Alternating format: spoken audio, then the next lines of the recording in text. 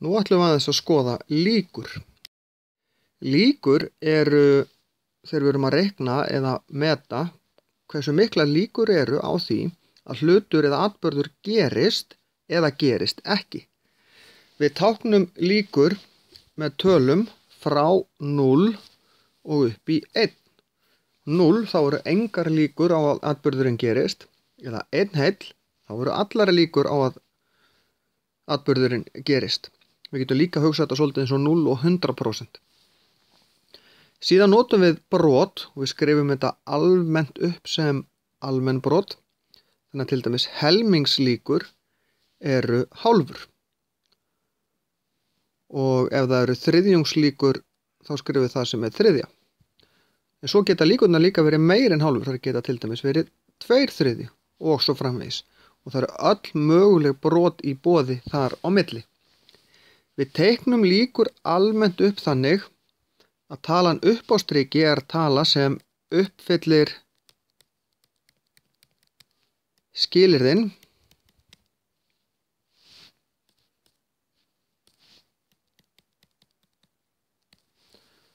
og undir striki er heild. Við erum alltaf með, til dæmis ef við köstum upp pening, hver líkurnar á að fá upp skjaldarmerkið. Á pening er skjaldarmerki einu megin, en hvað eru margar hliðar? Það eru 2. Þess vegna eru líkurnar á að fá skjaldarmerkið hálfur. Hérna sjáum við hjól, ef við snúum því hver eru líkurnar á að fá 3. Þá þurfum við að athuga hvað fyllir reiturinn sem merktur er 3 upp í stóran hluta af hringnum. Það eru það bil helmingur, þess vegna hljóta þetta að vera helmingslíkur. Og 1, hvað fyllir 1 upp í stóran hluta af hringnum? Það er 1/4. Þá eru líkurnar 1/4. Hvort við skráum þetta með skástriki eða svona beinustriki skiptir ekki öllu máli. Mér finnst þó fallegra að nota þennan reithátt. Það er oft, maður grípur kannski í þennan þegar það er minna á pláss. Þessi fallegri. Spilastokkurinn er alltaf vinsæll þegar við erum að reikna líkur.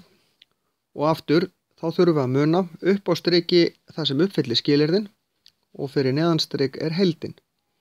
Hver eru líkurnar á að fá gosa? Þá þurfum við að vita hvað eru margir gosar í spilastokknum. Þeir eru 4 og hvað eru mörg spil í spilastokknum? Þau eru 52.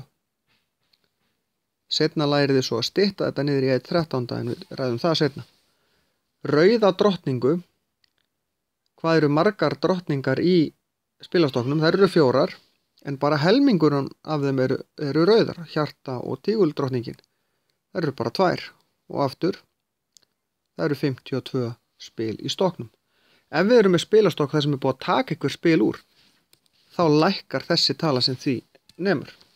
Spil sem er lægri en 5, hvaða spil eru það? Það eru tvistar, við miðum ásins í efstur, þristar og fjarkar.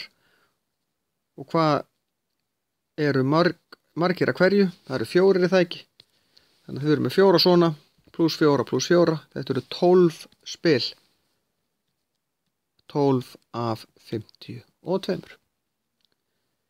Við erum alltaf að vinna með þetta sama. Það sem uppfyllir skilyrðin upp á striki, heildina fyrir neðan.